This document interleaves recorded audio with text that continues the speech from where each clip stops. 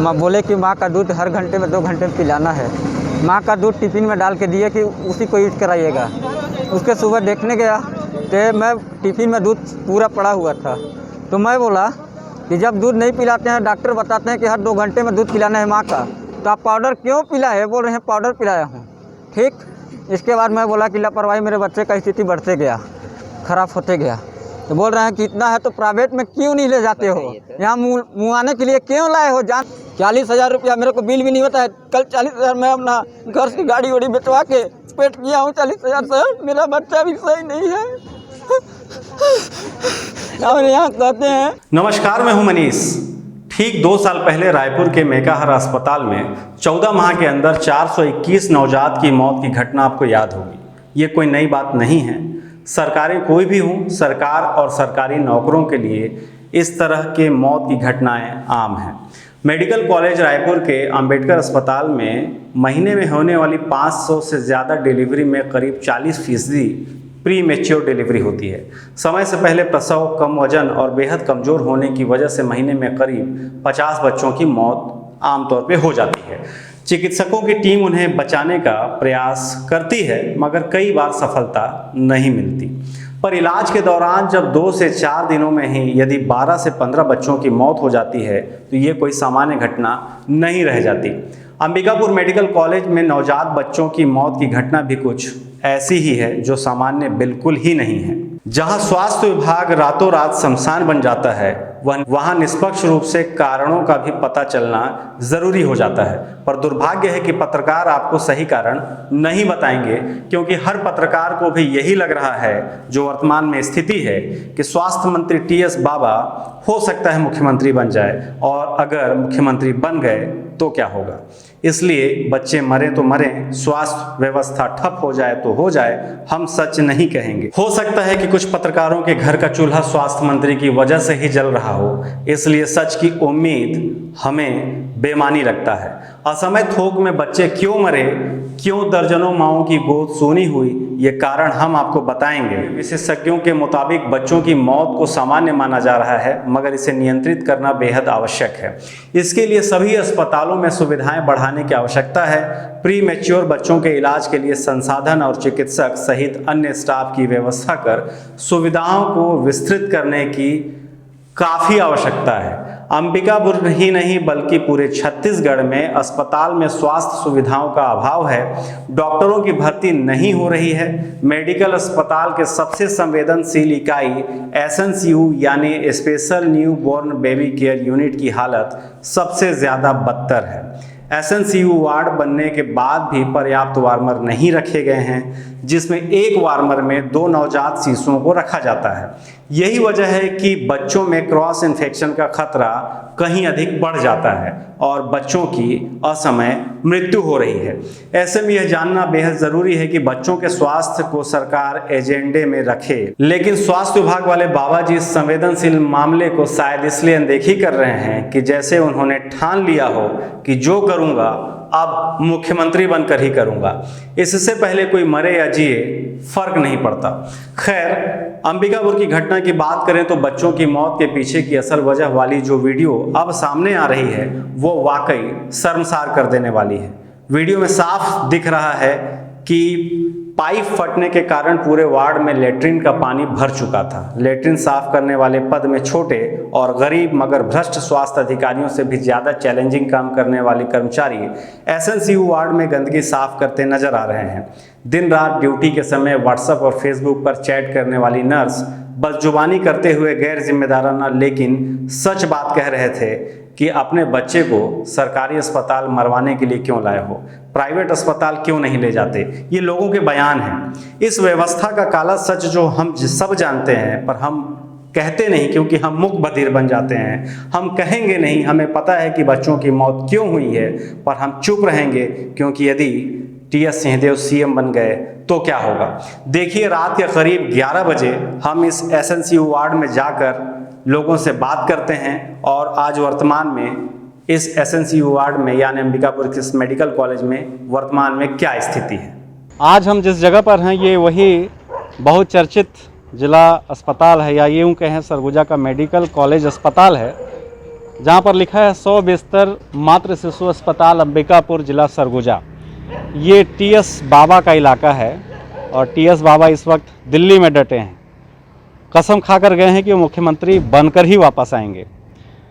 इससे पहले कि घटनाक्रम मैं आपको बताऊं, उससे पहले आपको बता दूं कि जो मेरे बाजू में आप तस्वीर देख रहे हैं, दरअसल ये झरना है। पर झरना किस तरीके का है?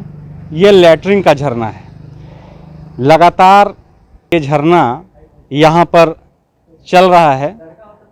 इस अस्पताल में आप देख सकते हैं, अभी मैं आपको बता दूं कि 5 मंजिला ये बच्चों का अस्पताल जो बनाया गया है, बीजेपी शासनकाल में बनाया गया है। यहाँ पर पाइप में लीकेज होने के कारण या पाइप फूट जाने के कारण जो शौचालय की जो गंदगी है, जो मल मूत्र हैं, वो लगातार तीसरे फ्लोर से आप देख सकते हैं वीडियो में कि किस तरीके से नीचे गिर रहा है।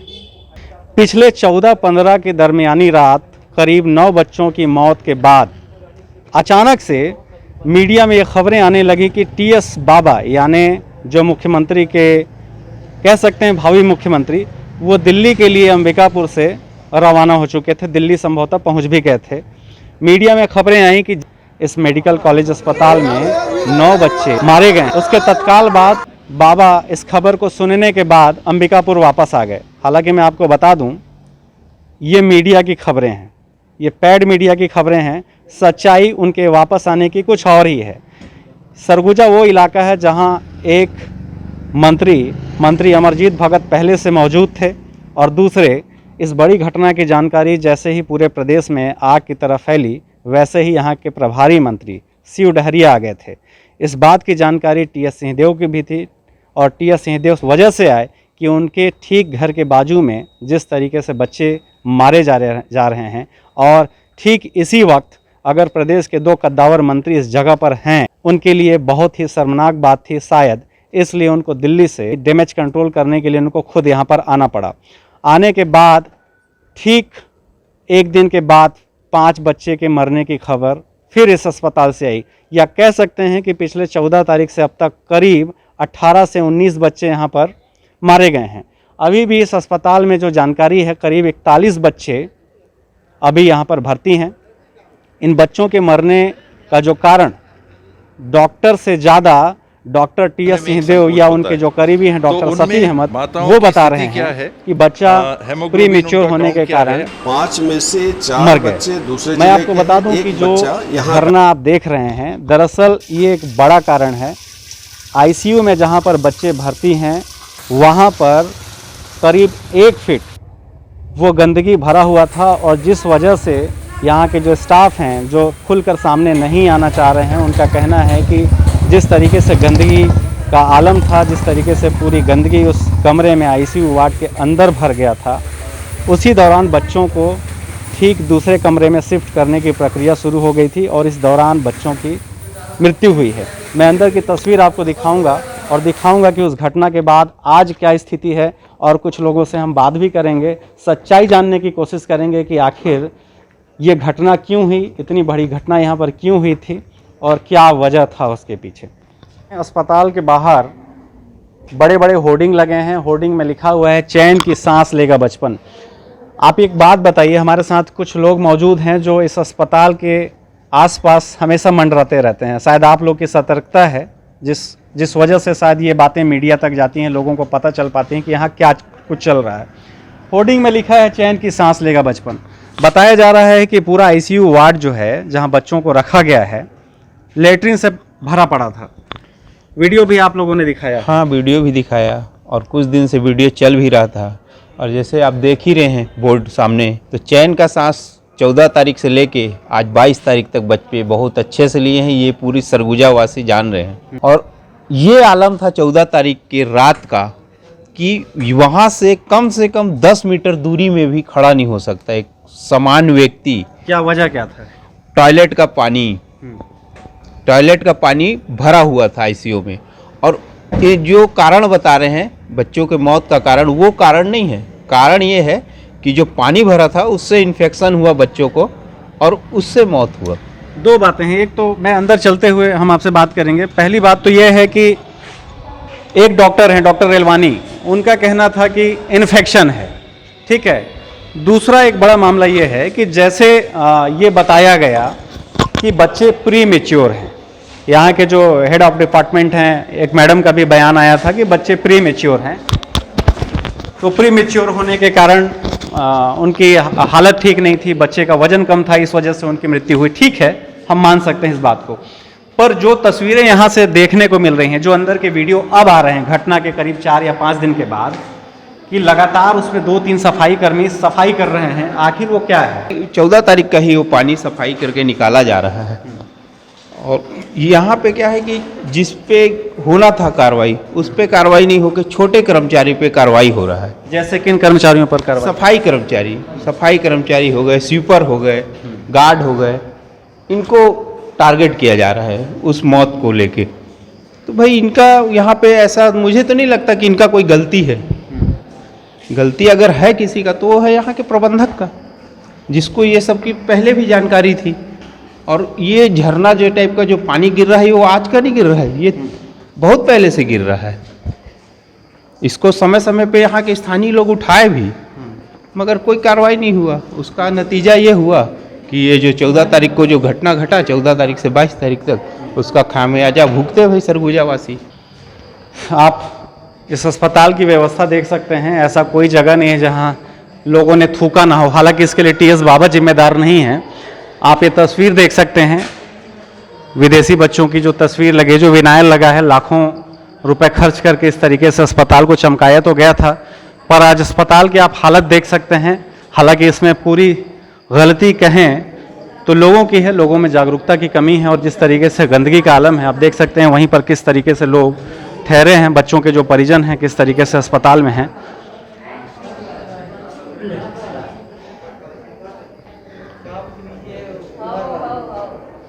अभी हम जिस जगह पर हैं ये SNCU है, यानी जो special new born child care unit है ये, और यही वो जगह है जहां पर लगातार 19 बच्चे पिछले 14 तारीख से अब तक उनकी मृत्यु हो गई है। हालांकि जो उसके पीछे तर्क दिया जा रहा है, जो कारण बताया जा रहा है कि बच्चे प्री मेच्योर हैं, आपने भी यहाँ पर देखा है ICU के ठीक बाजू में जिस तरीके से बाथरूम लेटरिन से भरा पड़ा था। बताया जा रहा है कि बच्चे चैन से सांस भी नहीं ले पा रहे थे, और शायद ये घटना उस वजह से भी हुई है। कई दिनों से टट्टी बह रहा है यहाँ पर, कई दिनों से, और सबके नज़र में भी होगा और सब देखते भी होंगे, लेकिन कभी किसी ने नहीं बोला, नज़रअंदाज कर दिया गया। क्योंकि जब तक अस्पताल में कोई समस्या नहीं आती है, मीडिया के जरिए लोगों तक पता नहीं चलता है, कोई सुधारने नहीं आता है। क्योंकि वो टट्टी कई दिनों से बह रहा था, हम सामाजिक कार्यकर्ता हूं मैं, और आए दिन हम देख रहे थे कि टट्टी बह रहा है। जब टट्टी बह के ऊपर बच्चों तक आ गई, और समझिए कि अगर आदमी लेटरिंग जाता है तो लेटरिंग भी जाता है तो आदमी अगर महकता है तो आदमी नहीं जाता, अपने बच्चों को लेकर नहीं जाता है, और लेटरिंग बच्चों के पास पहुंच गई और पूरा पानी बह गया। और उसको छुपाने के लिए डॉक्टरों के द्वारा बोला जाता है कि ये तो बीमारी से है, ऐसा है वैसा है। सब वीडियो अब बाहर आ रहा है, शुरुआत में इस बात की जानकारी नहीं थी, लोगों को तमाम दलीलें दी गई कि बच्चे कमज़ोर थे, वजन कम था, प्री मेच्योर थे, इस तरीके से तमाम दलीलें देकर मामले को शांत कर दिया गया। पर इस तरीके से जो कर्मचारी खुद जो सफाई किए हैं, अब उनका वीडियो सामने आ रहा है, जिस तरीके से वो सफाई करते हुए दिख रहे हैं, क्या लगता है एक बड़ी लापरवाही मानी जा सकती है इसको? ये बहुत बड़ी लापरवाही है, क्योंकि स्वास्थ्य मंत्री जी जिस दिन ये घटना सुबह हुई है, मेरे ख्याल से स्वास्थ्य मंत्री जी सुबह अपने घर में थे, और उनका घर 20 कदम दूर है, सिर्फ 20 कदम दूर। लेकिन जब उसके बाद वो दिल्ली चले गए, और जब उनको पता चला कि प्रभारी मंत्री जी आ रहे हैं, उनके साथ और एक मंत्री जी आ रहे हैं, तो अपने नाकामी को छुपाने के लिए अस्पताल में आए कि हम आ जाते हैं कि हमारी बदनामी नहीं हुई। उसके बाद वो तत्काल फिर से दिल्ली चले गए, क्योंकि उनके लिए अभी सबसे प्राथमिकता चीज़ है कि हमको मुख्यमंत्री बनना है। उसके सिवा कोई उनको नहीं दिख रहा है कि बस मैं मुख्यमंत्री बन जाऊं, अस्पताल में जो हो रहा है हो, जैसा हो रहा है हो, उनको कोई मतलब नहीं है। तो ये हालांकि सिर्फ अंबिकापुर की बात नहीं है, बिलासपुर में लगातार 300 से ज़्यादा जो कर्मचारी हैं सिम्स के, वो लगातार हड़ताल पर थे अपनी मांगों को लेकर। सरगुजा संभाग का ही बलरामपुर जिला है जहां पर लगातार करीब 30 पंडो पिछले 1 से 1.5 महीने में मारे गए हैं, तमाम जो मौसमी बीमारी है उसके कारण।